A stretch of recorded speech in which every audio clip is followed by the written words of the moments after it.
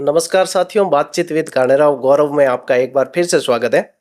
आज का ये जो सेशन है, आज की ये जो चर्चा है, वो मेरे साथ में मौजूद है असिस्टेंट प्रोफेसर क्लियर करके महेंद्र सिंह जी, जो यहीं की लोकल पृष्ठभूमि से आते हैं, एक ग्रामीण परिवेश से आते हैं और आपने पहले इंजीनियरिंग के अंदर अपने आप को साबित किया और उसके बाद में असिस्टेंट प्रोफेसर जैसे एग्जाम को निकाल के अपने आप को सिद्ध किया कि यदि आप मेहनत कर सकते हो तो आप किसी भी फील्ड से आते हो, आप किसी भी स्ट्रीम से आते हो तो आप सफलता के झंडे गाड़ सकते हो। आज आपकी सफलता के रहस्य को जानेंगे, इन्होंने किस तरीके से तैयारी की, क्या क्या पढ़ा, कैसे प्रिपरेशन की, क्या क्या परिस्थितियों का सामना किया है, ताकि आने वाले समय में और भी अभ्यर्थियों को मार्गदर्शन मिल सके और वो इन्होंने जिस तरीके से सफलता हासिल की है उनको ध्यान में रखते हुए अपने आप को सफल बना सकते हैं। बहुत बहुत स्वागत है महेंद्र सिंह जी आपका। Thank you. और सबसे पहले तो आपको बहुत बहुत बधाई कि आपने इतनी शानदार तरीके से जो है 82nd रैंक के साथ में असिस्टेंट प्रोफेसर निकाली है। Thank you sir. और इकोनॉमिक्स से हुआ है आपका? यस सर, मेरा इकोनॉमिक्स से हुआ है। हाँ हाँ। 2023 का वैकेंसी था। अच्छा। उस दौरान मैंने पूरा अच्छे से मतलब डेडिकेटली इसी के पे फोकस किया था कि मैं इस असिस्टेंट प्रोफेसर की वैकेंसी को निकालूं। जब मैं मतलब यूपीएससी दे रहा था उस दौरान मेरा एक दो प्रयास में नहीं हुआ था। अच्छा। तो ये वैकेंसी आई थी, तो उस दौरान फिर मैंने तीनों पेपर को अच्छे से प्रिपेयर किया, वन बाय वन। जीके का जो थर्ड पेपर था उसके लिए मैंने ओरिजिनल मटेरियल प्रिपेयर किया था। अच्छा। जैसे कि 9th का आरबीएससी की बुक थी, कुछ हेल्प मैंने कोचिंग से भी ली थी, कुछ स्टैंडर्ड नोट्स प्रिफर किए थे जिसके, और फिर क्वेश्चन प्रैक्टिस भी बहुत सारे मैंने मतलब किए। उसके अलावा मैंने इकोनॉमिक सर्वे को अच्छे से प्रिपेयर किया कि उसमें से कोई भी क्वेश्चन गलत नहीं होना हाँ चाहिए, सही है। क्योंकि 20 क्वेश्चंस उस सर्वे से आते हैं। तो उसका भी मैंने फिर ओरिजिनल राजस्थान गवर्नमेंट का मतलब डॉक्यूमेंट पूरा स्टडी किया डिटेल में। उस हिसाब से फिर वो मेरा पेपर काफ़ी अच्छा गया अच्छा था। उस दौरान उसके बाद में मेरे को 3-4 महीने का गैप मिला था, जो सब्जेक्ट के पेपर थे। अच्छा। तो सब्जेक्ट के पेपर में फिर मैंने जो ओरिजिनल बुक्स है हमारी, जो इकोनॉमिक्स की है, और उसके साथ में मैंने मॉक टेस्ट बहुत दिए थे। मेरा मतलब फिक्स था कि डेली एक मॉक टेस्ट देना है और बाकी रिमेनिंग मेरे को मतलब कोर मटेरियल को स्टडी करना है। और साथ ही साथ मैं अपने नोट्स, शॉर्ट नोट्स बनाता था, क्योंकि लास्ट मोमेंट में हम पूरी बुक्स को रिवाइज नहीं कर सकते।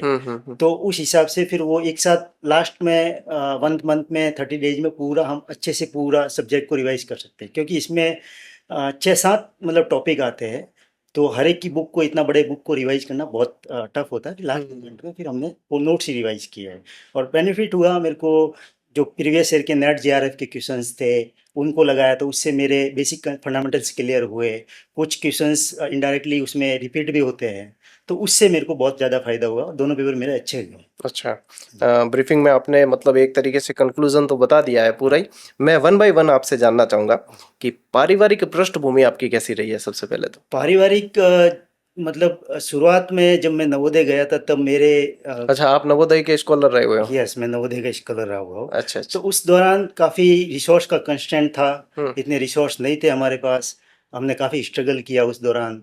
ऐसा एक समय ऐसा भी आया था कि हमारे पास कुछ नहीं था स्कूलिंग वगैरह जाने के लिए कि भी ये सब खत्म हो जाएगा। अच्छा। उस दौरान मेरे बड़े ब्रदर थे, उन्होंने एग्जाम मतलब क्लियर किया नवोदय का। अच्छा, उन्होंने पहले नवोदय में। हाँ, उससे मोटिवेट होके फिर मेरे को भी मतलब वो जुनून लेके मैं भी जाऊँ नवोदय में। फिर मैंने भी नवोदय का 1 साल प्रिपरेशन किया, मैं भी सेलेक्ट होके गया। ठीक है। उस दौरान सबसे बड़ा रोल हुआ मेरे बड़े भाई साहब का, जिन्होंने मेरे को डिसिप्लिन सिखाया। मैं हमेशा वहाँ स्कूलिंग में मतलब अच्छी रैंक से मतलब निकला था। अच्छा। मेहनत हमेशा पूरा करता विद डिसिप्लिन। स्पोर्ट्स भी खेलते थे बट एकदम डिसिप्लिन में रहे। हमने कभी वो लापरवाही नहीं की कि कोई भी मतलब ऐसा हो कि हमें नीचा दिखना पड़े। तो उनके गाइडेंस में फिर मैं आगे बढ़ता गया। फिर हमें कोटा में जाने का मौका मिला, वहाँ अच्छा। से मेरा सिलेक्शन होके मेरे को निर्मा यूनिवर्सिटी मिला। तो कोटा रह के मतलब हाँ, कोटा से मैंने भी 1 साल स्टडी किया कोटा आपने? से प्रिपरेशन किया था। अच्छा। फिर मैं निर्मा यूनिवर्सिटी अहमदाबाद में मेरे को वहाँ भी आईआईटी के प्रोफेसर्स वगैरह ने काफ़ी अच्छा गाइडेंस दिया। अच्छा। उनके अंडर में मैंने प्रोजेक्ट्स किए। फिर मेरा वहाँ से सर्विस लगा, प्लेसमेंट हो गया था दीपक ग्रुप में। अच्छा। और दीपक ग्रुप में जाने के बाद में फिर और ज़्यादा एक्सपोजर मिला। दीपक ग्रुप। दीपक ग्रुप अच्छा, ये किसके लिए ये स्पेशली? केमिकल की कंपनी है, जो मेरा क्योंकि बीटेक केमिकल इंजीनियरिंग था। अच्छा, आपकी इंजीनियरिंग थी इसलिए आपको मतलब प्लेसमेंट मिल गई थी एक हाँ, तरीके मेरे से। को जॉब मिल गया था। हम्म। उस दौरान मैंने मतलब मेरा ये इच्छुक था कि मैं गवर्नमेंट में जाऊँ। हाँ। तो मैंने बाबा एटॉमिक का एग्जाम क्लियर किया था। क्या बात है। यस, मैंने फिर उसके लिए मैंने काफ़ी प्रिपरेशन किया था। उस दौरान ऐसी था कि जो समर वैकेशन था वो भी मेरे को ड्रॉप करना पड़ा था, मैं घर नहीं आ पाया था। अच्छा। उसमें फिर मैंने अच्छे से प्रिपेयर किया, हम्म बट मेरे को वहाँ सफलता नहीं मिली, क्योंकि कंपटीशन बहुत ज़बरदस्त होता है, हम्म आईआईटी के लोग आते हैं और सीटें बहुत कम होती हैं। हम्म। फिर वो अच्छा एक्सपीरियंस था मेरा इंटरव्यू का, वहाँ से मेरे को सीखने को मिला। अच्छा। इवन मैं कॉलेज में था तो मैंने 6-7 प्राइवेट कंपनीज के इंटरव्यू दिए थे। हम्म। रिलायंस, हिंदुस्तान यूनिलीवर के भी मैंने इंटरव्यू दिए, अच्छा, अडानी का भी इंटरव्यू दिया मतलब था। आपने इन कंपनीज के अंदर जो ये प्राइवेट सेक्टर में अच्छा कर रही है कंपनी, बड़ी बड़ी मल्टी लेवल कंपनियां हैं, उनके अंदर बहुत सारे इंटरव्यू दिया हाँ, था। मैंने बहुत सारे इंटरव्यू दिए थे। हम्म। तो वो मतलब ये जो प्रोफेसर का इंटरव्यू था, इसको मेरे को मतलब नॉर्मल लग रहा था कि हाँ, आपने क्योंकि इतने सारे इंटरव्यू फेस कर रखे थे तो आपके वो हैबिचुअल हो गया था एक तरीके से। बिल्कुल। तो हाँ। फिर वहाँ से मेरे को मतलब कई गाइडेंस मिले कि हायर स्टडीज मेरे को मतलब था करना था, कि मैं एक टेक्नोक्रेट्स नहीं बन सकता, उससे आगे भी कुछ कर सकता हूँ मैं। फिर मैं रिजाइन करके फिर मैं यहाँ जेएनयू जोधपुर में मैंने एडमिशन लिया। अच्छा। फिर उस दौरान मैंने अच्छे से पढ़ाई की, हम्म यूपीएससी कर रहा था मैं, हम्म। और मेरा सब्जेक्ट भी अच्छा हो गया उस दौरान, और ये फिर वैकेंसी आई तो फिर मैंने इसको फाइट हाँ, किया। कुल मिला के मतलब भाई साहब का बहुत अच्छा नहीं, सपोर्ट रहा है। उनका बहुत अच्छा और से। आपने निजी सेक्टर के अंदर बहुत सारे जगह पे अनुभव ले रखा है। बिल्कुल। आपने अभी जिक्र किया कि जैसे कि नवोदय के अंदर आप गए हुए हो, और मैं भी देखता हूँ, मेरे भी काफ़ी सारे मित्र जो नवोदय से पढ़े हैं और लगभग लगभग सारे जो है सफल किसी न किसी क्षेत्र में हुए हैं। एक नवोदय के छात्र और एक सामान्य छात्र में आप क्या अंतर देखते हैं कि एक मतलब उनपे मेन क्या डिफरेंस देखने को मिलता है? मतलब ऐसा कोई मेजर डिफरेंस नहीं है, हम्म। पर उनका डिसिप्लिन ऐसा होता है कि हमारा जो शेड्यूल होता है वो बहुत स्ट्रिक्ट होता है, अनुशासित। बहुत अनुशासित होता है। हमें सुबह 5:30 बजे से मतलब रात को 10-11 बजे तक कंटिन्यूस बिजी रखा जाता है। हाँ, मतलब आपको पूरा सेल्फ करना है, आपका कोई हेल्प करने वाला वहाँ नहीं है। मतलब एक तरीके से वो फौजियों वाली फीलिंग आती है पूरी। बिल्कुल, बिल्कुल। आपको मतलब ये है कि 6 घंटे से ज़्यादा नींद नहीं मिलेगी। हाँ, पूरे डिसिप्लिन में। हाँ, वो 7 साल तक चलेगा आपका हम्म। प्रॉपर पूरा डिसिप्लिन होता है। तो वो जब बाहर निकलते हैं तो कहीं न कहीं वो किसी न किसी पद पे, अच्छी जगह, किसी न किसी अच्छे डिपार्टमेंट में सर्विस प्रोवाइड करते हैं। हाँ, मैं इसलिए भी थोड़ा सा जानना चाह रहा हूँ क्योंकि ये मेरी जो है ना दमित इच्छा है पास्ट की, क्योंकि मैं एकाएक ठहरी और मैं मन के भेजियो नहीं है ये खातिर मैं जानना चाहता तो मेरा मतलब काफी इच्छा है कि मैं भी नवोदय में पढ़ता हूँ, पर हाँ इच्छा पूरी हुई को नहीं। तो मैं मतलब देखता हूँ ना नवोदय वालों को, तो मुझे प्राउड फील होता है कि वास्तव में कितने डिसिप्लिन में इन्होंने डिसिप्लिन सीखा। हालांकि ये मैंने घर पे सीख लिया था डिसिप्लिन, लेकिन काफी अच्छा फील होता है जब भी कोई नवोदयन मुझे मिलता है। तो अच्छा लगा आपसे भी जान के ये। मैं जानना चाहूंगा कि जैसे आप इंजीनियरिंग के सेक्टर में थे और इंजीनियरिंग के बाद में इकोनॉमिक्स के प्रति कैसे रुझान जगा आपका? ये एक बहुत क्वेश्चन ये मेरे को इंटरव्यू में भी पूछा। अच्छा। हर कोई मेरे को पूछता है कि इंजीनियरिंग से इकोनॉमिक्स में कैसे आया? हाँ, आपने बीटेक कर रखा है बिल्कुल। और फिर यहाँ पे। मैं 2 एग्ज़ाम्पल देता हूँ। हम्म। Doctor Urjit Patel, RBI governor of India, हाँ। वो भी इंजीनियर रहे हैं। क्या बात है। उन्होंने भी इंजीनियरिंग से बाद में एमबीए किया, एंड देन वो इकोनॉमिक्स में आए। अच्छा। फिर एक बहुत बड़े उदाहरण डॉक्टर रघुराम राजन, हम्म जो ग्लोबल लेवल पे जाने जाते, वो भी इंजीनियर रह चुके हैं। हम्म। तो ऐसा मतलब नहीं है, हमें सेकंड ईयर हमारे बीटेक में जब सिलेबस डायनामिक होता है, तो मेरे सेकंड ईयर में इकोनॉमिक्स आती थी। हाँ तब मेरा इंटरेस्ट था, पर हाँ। मेरे को इतना नहीं पता था कि इसमें कैरियर कैसे बनाना है। अच्छा अच्छा। फिर मैं जब कंपनी में गया, हम्म। तो वहाँ भी फिर मार्केटिंग रिसर्च होती है, इंडस्ट्रियल इकोनॉमिक्स होती है।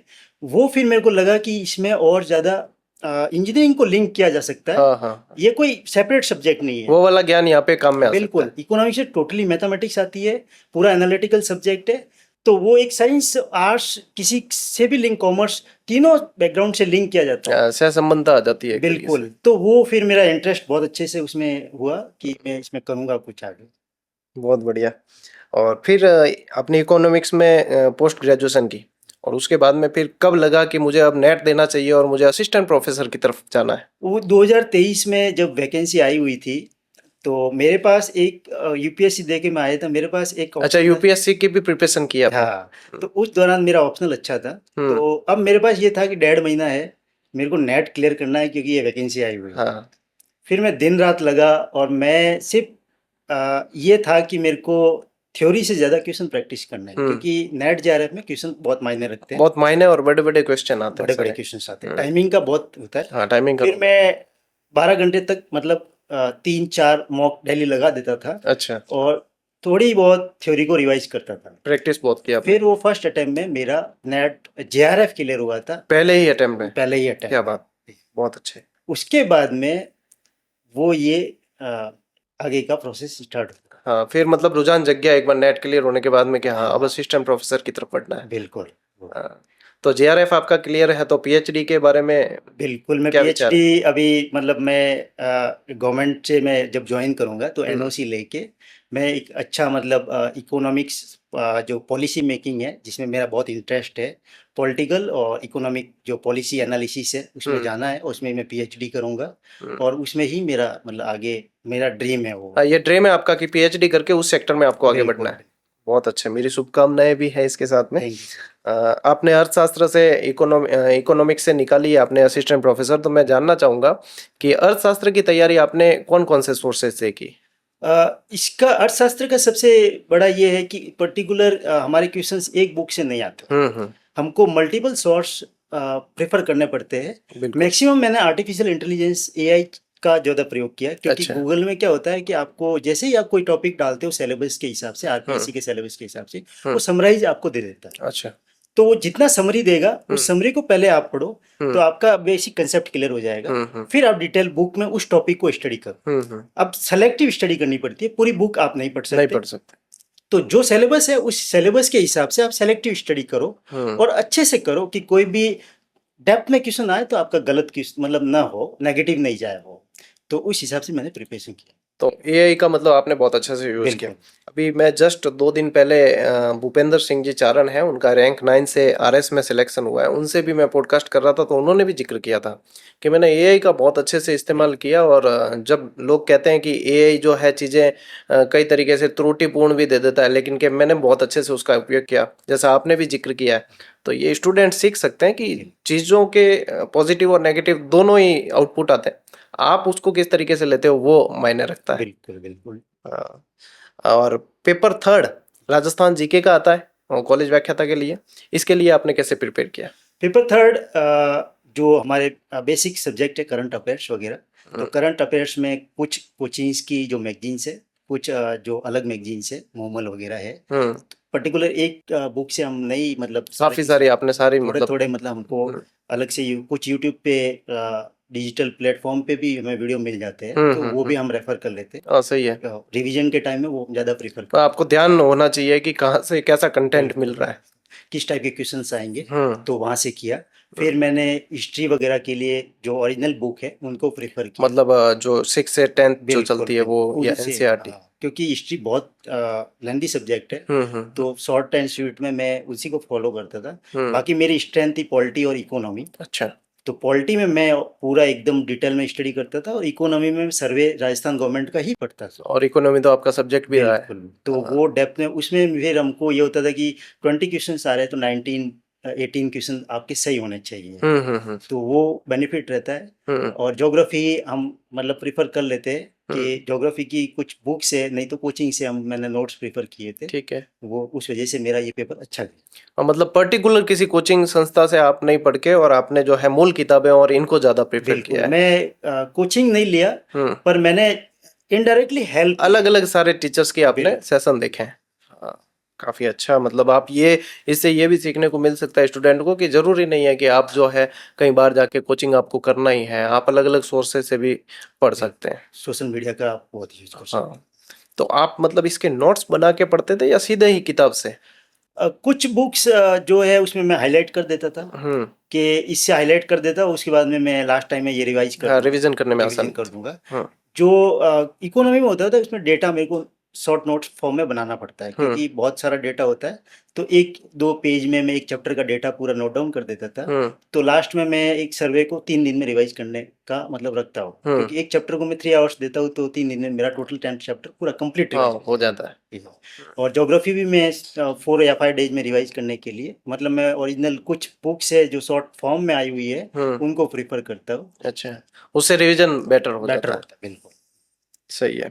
फिर जब रिजल्ट आ गया आपका और फिर इंटरव्यू कॉल हुआ, घर पे कैसी फीलिंग आ रही थी सबको? बिल्कुल, क्या उस समय मतलब फीलिंग तो अच्छा था कि मेरे को पता था कि मेरा स्कोर अच्छा है, हाँ, मेरा सिलेक्शन हो जाएगा। रिटर्न में अच्छे थे आपने। बिल्कुल, रिटर्न में मैं उस जोन में आ चुका था हम्म, कि मैं पिछली कट ऑफ को क्रॉस कर चुका था। तो करता हूँ। उस वजह से मेरा मतलब ये प्लेटफॉर्म हो गया था कि अब मैं सेलेक्ट तो हो जाऊंगा, पर हाँ, इंटरव्यू में मेरे को अच्छा करना है। अच्छा करना है। तो इंटरव्यू में मैं मॉक देने कहीं नहीं गया, हम्म, मैंने चैट जीपीटी को यूज किया क्या बात है। और उस चैट जीपीटी को बोलता था हाँ, कि आप मेरे को क्वेश्चन मुझे पूछिए, मैं क्वेश्चन आंसर देता हूँ। मतलब वॉइस वाले कमांड से। बिल्कुल। क्या बात है। और चैट जीपीटी को जितना डेप्थ में ले जा सकता था उतना लेके गया। मतलब आपने तो चैट जीपीटी के माध्यम से घर पे ही मॉक इंटरव्यू का बिल- सेटअप कर दिया। बिल्कुल, मैंने चैट जीपीटी क्योंकि मेरे को बाहर जाना कहाँ मतलब इकोनॉमिक्स में क्या है कि ना तो इतना कोई बेटर प्लेटफॉर्म है कि आप जाके वहाँ मतलब परफॉर्म कर सको। हाँ हाँ, और थे फैसिलिटी इतनी नहीं मिल पा रही है इतनी नहीं मतलब। मिल पाती राजस्थान यूनिवर्सिटी में, पर कांटेक्ट नहीं होते थे। हाँ हाँ। मैं जेएनयू से था, मैंने एक दो बार ट्राई किया, नहीं मिला, तो फिर मैंने ये ऑप्शन किया। फिर मैं दूसरा था कि मेरे पास बोर्ड था आगे, हम्म। जो भी टॉपिक पढ़ता था जाके अकेला ही बोर्ड पे पढ़ा था। हाँ मतलब प्रैक्टिस उसी से अपना जो आउटपुट आ जाता था। बिल्कुल, वो उससे मेरे को काफ़ी मतलब कॉन्फिडेंस आ गया था कि चैट जीपीटी बेस्ट रहा मेरे। क्या बात है, आपने एआई का बहुत अच्छे से इस्तेमाल किया। बिल्कुल, मैं एआई। और लोग तो मतलब चैट जीपीटी और एआई को टाइम पास के लिए यूज करते हैं और आपने तो कैरियर बनाने के लिए नहीं, यूज कर चैट लिया। जीपीटी आप इंटरव्यू में क्वेश्चन पूछिए, इतना डेप्थ में क्वेश्चन पूछता है कि वो इवन जो एक्सपर्ट्स होते हैं वो भी नहीं पूछेंगे। क्या बात है। हाँ तो ये भी मतलब नई चीज सीखने को मिल रही है कि हाँ इसको इस तरीके से भी यूज किया जा बिल्कुल। सकता है। और काफी अच्छे से यूज किया आपने। तो मैं ये नेक्स्ट प्रश्न आपको पूछने वाला था कि इंटरव्यू की तैयारी कैसे की, जो आपने ऑलरेडी बता दिया है कि चैट जीपीटी ने आपको इंटरव्यू की तैयारी करवाई। वो भी बहुत अच्छे से, बहुत अच्छा लगा ये भी सुन के। अब मैं आपका एक्चुअल जो इंटरव्यू था उसके बारे में जानना चाहूंगा, जो आरपीएससी ने के द्वारा ऑर्गेनाइज हुआ, कि उसमें आपसे क्या क्या पूछा गया। मेरा एक्चुअली बोर्ड था यूआर साहू सर का, अच्छा। आरपीसी के हाँ चेयरमैन है। चेयरमैन ही है। मैं अंदर गया, हम्म तो मेरा इंग्लिश मीडियम था, तो बहुत नॉर्मल होता है, उतना डरने की कोई बात नहीं होती। हम्म। जाते तो कंफर्टेबली बोलते, आर यू कंफर्टेबल हाँ कि इंटरव्यू के लिए रेडी हो। लेकिन एक वो प्रेशर अभ्यर्थी लेके ही जाता है। वो मतलब मेरे को भी फील हुआ था, फिर मैंने गहरी सांस ली एकदम कि हाँ मैं रिलीफ हो जाऊँ। वो ठीक है। बाहर एक और वो पता भी चला होगा कि हाँ उत्कल रंजन साहू साहब का ही पैनल है, तब तो और घबराहट होती बिल्कुल, वो है। बाहर एक लाल बल्ब लगा हुआ होता है जैसे कि अच्छा, ऑपरेशन ऑपरेशन थिएटर थिएटर की जैसा। तरह, वो उनको इनवाइट करते हैं अंदर। हाँ। तो फिर मैं अंदर गया, तो फिर पहले साहू सर सामने बैठे थे, बोले, हम्म उन्होंने कंफर्टेबली एकदम पहले रिलैक्स करवाया। हम्म बोले कि आप नॉर्मल हो, मैं कहा नॉर्मल। बोले हम्म कि आपका इंटरव्यू, चलो आपको क्या पूछा जाए। हम्म अब वो डिपेंड करता है उनके उनका उस टाइम का मतलब माइंड जा रहा है, तो उनके हाथ में सिलेबस आ गया। हम्म। तो वो सिलेबस से ही मेरे को स्टार्ट से क्वेश्चन पूछना स्टार्ट किया, और मेरा इंटरव्यू टोटली कोर इकोनॉमिक्स पे चला था। अच्छा पूरे इकोनॉमिक्स में। केसीसी स्कीम पूछी, अच्छा, उसके बारे में काफी डेप्थ में किसान पूछा। क्रेडिट कार्ड वाली। यस, उन्होंने मेरे को इवन ईयर तक पूछ लिया कि कब कब से स्टार्ट शुरू हुआ। हुई। हाँ, और इंटरेस्ट रेट भी पूछी थी। हम्म फिर बजट डेफिशिएट वगैरह ये सब क्वेश्चन पूछे। फिर हम्म। उन्होंने एक्सपर्ट को हैंड ओवर किया था। अच्छा। एक्सपर्ट ने मेरे को क्वेश्चन ये भी पूछा, ये सेम क्वेश्चन पूछा था, हम्म इकोनॉमिक्स में कैसे आया। हम्म तो फिर मैंने हंस के जवाब दिया, मैं कहा sir we are economist and this is the analytical subject, तो we can switch from engineering to. कहीं से भी जा सकते हैं, इकोनॉमी वाले बंदे कहीं भी स्विच हो सकते बिल्कुल, और उन्होंने फिर लॉजिकल क्वेश्चन पूछे सेल्फ हेल्प ग्रुप के बारे में। हैं। मतलब ऐसा नहीं होता कि आपको डेप्थ में पूछेंगे, बेसिक पूछेंगे, लेकिन अच्छे से पूछेंगे जो सोसाइटी के रिलेटेड होगा। हम्म फिर उन्होंने पर्सनैलिटी का पूछा, कौन सी फेमस पर्सनैलिटी है, हम्म। किसने इस पे नोबेल प्राइज लिया। अच्छा। तो वो फिर सब फिर दो एक्सपर्ट थे, दोनों एक्सपर्ट ने अच्छे से इंटरव्यू लिया। हम्म मैं फिर कॉन्फिडेंस में आ गया था कि मेरा इंटरव्यू काफ़ी अच्छा जा चुका है। अब मैं हाँ जब अपने आंसर अच्छे से होते तो बिल्कुल, अपने को और कॉन्फिडेंस आ जाता मेरा एक सजेशन रहेगा कि आंसर छोटे दो, है। क्रिप्स। हम्म। आप ब्रीफ में लेंदी जितना बताओगे उतना बिल्कुल बढ़िया। लेंदी मत दो आंसर, जितना पूछा है उतना ही आंसर दो। नॉलेज वहाँ चेक नहीं करते वो लोग, आपका कॉन्फिडेंस, कॉन्फिडेंस, आपका प्रेजेंटेशन, आपके बोलने का क्लियरिटी वो देखते, और छोटे वो आंसर हाव भाव को देखते हैं कि हाँ बिल्कुल कैसे छोटे क्या। आंसर देंगे तो ज़्यादा क्वेश्चन पूछेंगे, तो आप उनसे ज़्यादा क्वेश्चन निकलवाएंगे, आपका नॉलेज ज़्यादा चेक। क्योंकि नॉलेज तो आप चेक करवा के फिर ही इंटरव्यू तक पहुंचते हैं। बिल्कुल भाई आपने तो वो क्लियर करके फिर ही पहुंचे हैं। बिल्कुल सर। वहाँ पे कॉन्फिडेंस चेक किया यस, जाता है। तो वहाँ पे जैसे ही आप जैसे इंटरव्यू में बैठे थे, और कितने लोगों का पैनल था आपके जैसे। एक तो मैन आरपीसी के चेयरमैन सर थे, हम्म दो एक्सपर्ट होते, हम्म। जो दोनों एक्सपर्ट, वो मैन सेंट्रल चेयर उनके पास होती है, जो शुरुआत वही करते हैं, फिर हम्म दोनों एक्सपर्ट हमें क्वेश्चन पूछते हैं हम्म और दोनों एक्सपर्ट के थ्रू फिर वो कोर इकोनॉमिक्स पूछी जाती अच्छा, इंटरव्यू के लिए जैसे कि डेफ भरवाया जाता है, डिटेल एप्लीकेशन फॉर्म, है। तो यस, आपसे भी भरवाया गया होगा, तो उसमें हॉबी या अपने क्षेत्र या इनसे रिलेटेड कोई भी क्वेश्चन आपको नहीं पूछे? मेरे को ये हॉबी के क्वेश्चन नहीं आए, हम्म भरवाया जरूर था, हाँ बिल्कुल भरवाया था, हम्म पर ऐसा कोई क्वेश्चन नहीं पूछा। हम्म वो उनके उस समय की माइंड मतलब जो है प्रेजेंस है उनका, किस टाइप के क्वेश्चन पूछने हैं वो उन पे डिपेंड करता है। हम्म मेरे पहले किसी को कोई जीके के क्वेश्चन पूछे होंगे। हाँ, वो मतलब रिलेट करते चले जाते हैं कि हाँ बिल्कुल, ये क्वेश्चन का आंसर आ गया, फिर आगे इसी से रिलेटेड। बिल्कुल मैंने सारे आंसर नहीं दिए थे। हम्म मैंने कुछ आंसर्स में मैंने सॉरी बोला था। मैं हम्म कहा sorry sir, I have no idea, I will try to find out it. तो उन्होंने कंफर्टेबली बोला था कोई दिक्कत नहीं है उसमें, आप ऐसे मतलब आपको डरना नहीं है, आपको हम्म घबराना नहीं है कि हाँ, नहीं आ रहा है तो आप कह दो, कोई बिल्कुल दिक्कत नहीं। Normal interview. हाँ, क्योंकि वो भी जानते हैं कि एक इंसान कितना जानेगा। उनको खुद को नहीं आएंगे क्वेश्चन। सही है। अच्छा, अभ्यास के बारे में आपने काफ़ी अच्छे से बताया है कि आपने जो है प्रैक्टिस काफ़ी की है। तो मैं ये जानना चाहूँगा, जैसे आप अभ्यास करते तो सुबह उठते डेली टारगेट लेके करते थे, या अभ्यास के लिए कोई अलग से टाइम पीरियड रखते थे? कई लोग क्या होता है कि नींद आती है उस समय अभ्यास करते हैं ताकि नींद नहीं आए, आपका क्या पैटर्न रहा? मेरा फिक्स पैटर्न था हुँ, कि मैं जो एक टोटली डेडिकेटेड टू, मैं कंपटीशन में था, हुँ, तो मेरा फिक्स शेड्यूल था।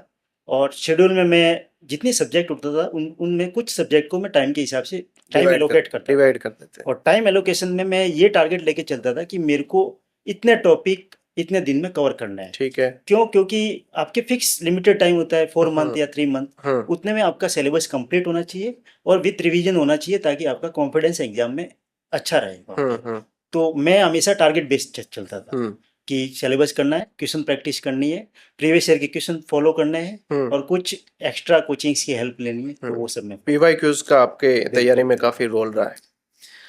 दिनचर्या पूरी क्या रहती थी लगभग सुबह जैसे आप? मैं सुबह मैं एक्चुअली लाइब्रेरी को ज़्यादा प्रेफर करता था। मैं सुबह 8 बजे लाइब्रेरी चला जाता था। ठीक है। फिर मैं 3-3 घंटे के ब्रेक के हिसाब से चलता था। हुँ, मैं 8 से 11, अच्छा। फिर 30 मिनट का ब्रेक लिया, हुँ, फिर 11:30 से वापस साढ़े, ब्रेक में वहीं लाइब्रेरी में बैठे थे या नहीं, बाहर? मैं बाहर आ बाहर आ जाता जाते थे? था, थोड़ा टी ब्रेक वगैरह एक मूड स्विच हो हो जाता। जाता।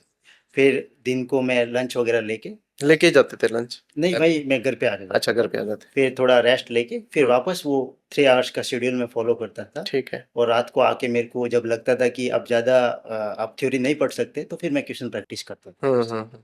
जब थ्योरी से लगता कि अब नहीं और नहीं सीख पा रहे हैं, तब आप प्रैक्टिस पे आ फिर जाते। रात को मैं प्रैक्टिस ज़्यादा करता हाँ, लगभग 24 घंटे में से कितने घंटे पढ़ाई के लिए निकल था। जाते थे? मतलब on an average 10 to 12 hours में निकाल देता था।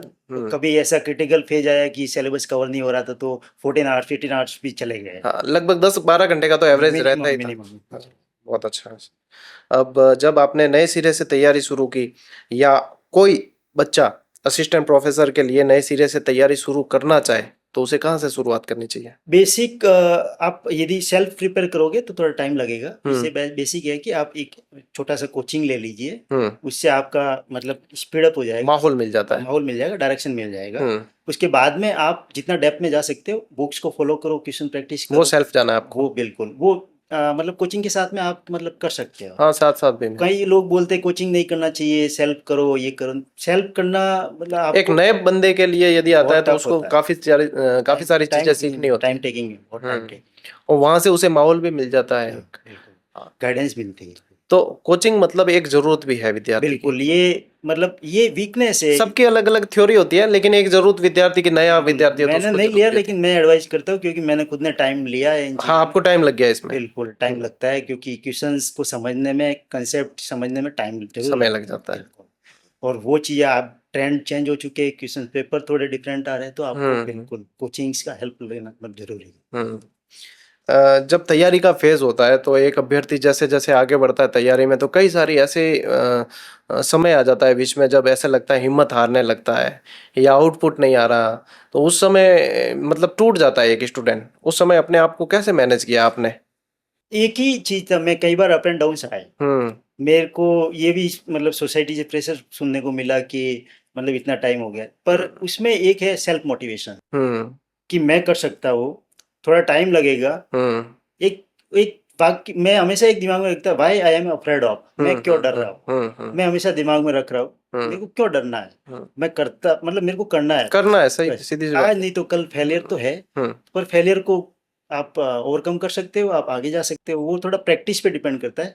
गलतियों को मैं एनालिसिस करता था कि मेरे इस पेपर में कुछ क्वेश्चन नेगेटिव गए हैं, रीजन क्या रहा है, तो वो फिर मैं उसको एनालिसिस करता था, पेपर को एनालिसिस करके उसको ओवरकम करके फिर वो मैं करता था। हाँ, फेलियर मतलब फेलियर आपके लिए फुल स्टॉप नहीं है, आपके लिए एक नई सीढ़ी है, बिल्कुल, आप उससे फेलियर सीख को के आप आगे बढ़ सकते अपॉर्चुनिटी कंसिडर करो, चाहे मतलब डरो मत उस चीज से कि हैं। फेलियर आ गया क्या करूँगा। हाँ, वो भी कुछ ना कुछ सिखाने के लिए है। बिल्कुल वो है। बहुत बढ़िया, आपसे ये चीज़ें जान के काफ़ी सारे बच्चों को मार्गदर्शन मिलेगा, क्योंकि काफ़ी सारी ऐसी चीज़ें हैं जो यहाँ से बच्चे टूट जाते हैं, वो भी सीखने को मिलेगा कैसे आगे बढ़ना है वो। मैं आपसे जानना चाहूँगा कि इस पूरी यात्रा में आपका परिवार का कितना सपोर्ट रहा? मेरे परिवार का मैंने जैसे कि थोड़ा देर पहले बताया, हम्म मेरे माता पिता ने बहुत संघर्ष किया है। हम्म एक समय था मेरे मतलब सब कुछ बिखर गया था। फिर मेरे जो स्टडी के दौरान जॉब रिजाइन करने के बाद में मेरे बड़े भाई जो थे, उन्होंने मेरे को ऐसा रियलाइज़ नहीं होने दिया हम्म। कि आपको मतलब जॉब करनी है या कुछ करना है। हाँ, कि आप जॉब छोड़ के तैयारी कर रहे हो, ये वाला रियलाइज नहीं होने दिया उनको उन्होंने। पता था कि इसका ड्रीम है, ये कुछ अच्छे करने के लिए जॉब रिजाइन करके आए हैं। और उन्हें आप पे विश्वास भी था। बिल्कुल, हम्म उनको पता था ये डिसिप्लिन में करता है, हम्म, एग्ज़ाम में फेलियर होती रहती है, बिल्कुल बिल्कुल। क्योंकि एग्ज़ाम में क्वेश्चन गलत हो जाए तो आप रेस से बाहर हो जाओगे, पर हाँ, इसका मतलब ये नहीं होता कि आप मेहनत नहीं कर रहे। बस ये समझने वाला परिवार का सपोर्ट चाहिए। बिल्कुल, बहुत मेरा परिवार ओपन माइंडेड था, मेरे हम्म। को कभी किसी चीज़ के लिए वो प्रेशराइज़ नहीं किया, हमेशा सपोर्ट करते थे। मैं भी ये समझता हूँ कि अब बस इतना सा सपोर्ट परिवार का मिल जाए ना, तो बंदा सफलता के झंडे गाड़ सकता है। हाँ, पर कभी नहीं मिलता है, हम्म। तो आपको वो एक मतलब दिमाग में नेगेटिव में मत लीजिए। नहीं लेना चाहिए कि हो सकता है किसी के पेरेंट्स मतलब नहीं इतना कर पा रहे हो, हम्म। प्रेशर मतलब सोसाइटी की प्रेशर की वजह से, हम्म बट उसको आपको इतना मतलब हेक्टिक नहीं बनाना है कि अपनी लाइफ को कि इसी की वजह से ही होगा। हम्म। मतलब आप अपना सही है, बहुत बढ़िया। महेंद्र सिंह जी, हमारे पॉडकास्ट की एक परंपरा है कि जो भी गेस्ट आते हैं हमारे यहाँ पे, और उन्हें हम क्या है कि पेन भेंट करते हैं। तो महेंद्र सिंह जी, आपसे बात करके बहुत अच्छा लगा और काफ़ी सारी बच्चों को गाइडेंस मिलेगी, और आपकी आने वाली यात्रा के लिए मेरी तरफ से बहुत बहुत शुभकामनाएं। अंत में मैं आपके मार्फत स्टूडेंट को कुछ संदेश आप यदि देना चाहें कि आगे तैयारी में वो अपने आप को कैसे संभाल सकते हैं, या जो भी आपके मन में आ रहा हो। मैं एक ही चीज़ बताऊंगा, एक तो पेशेंस लेवल रखना चाहिए, डेडिकेशन और डिसिप्लिन के साथ आप तैयारी करते जाइए। कम्पिटिटिव एग्ज़ाम है, आप कभी सक्सेस नहीं मिले तो भी आप डेडिकेटली उसी पे फोकस करो, और आपके हमेशा प्लान ए बी सी होने चाहिए कि, और कुछ कॉमन सिलेबस है वो आप कवर करो। यदि कोई एग्ज़ाम दूसरा आ जाए तो उसमें आप शिफ्ट करके उस एग्ज़ाम को भी फाइट कर सकते हो। और किसी चीज़ का मतलब प्रेशर बिल्डअप नहीं करना चाहिए, आपको इजी गोइंग एकदम लाइफ को इजी गोइंग रखना चाहिए। सिर्फ सिलेक्शन नहीं होगा, होगा नहीं होगा, आपका फ़र्ज़ है, आप डेडिकेटली एकदम डिसिप्लिन के साथ तैयारी करो, और हम्म। सिलेक्शन तो अपने आप आ जाएगा बाद में बिल्कुल टाइम बिल्कुल। के साथ। मेरा यही है, आप पेशेंस रखो डेडिकेशन के साथ। तो ये थे महेंद्र सिंह जी, जिन्होंने 82 रैंक के साथ में असिस्टेंट प्रोफेसर निकाला है, और बहुत ही अच्छे से इन्होंने सब चीज़ें बताई है कि ज़िंदगी में अप एंड डाउन आते हैं, हर तरह के फेज़ आते हैं, लेकिन आप हारिए मत। आप अपने संघर्ष को जिए और संघर्ष से निकलिए। संघर्ष से जब निकलेंगे तो निश्चित रूप से सफलता आप लोगों का इंतजार कर रही होगी।